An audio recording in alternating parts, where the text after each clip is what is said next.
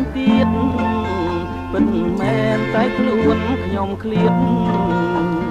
តែចិននៅគួចទៅ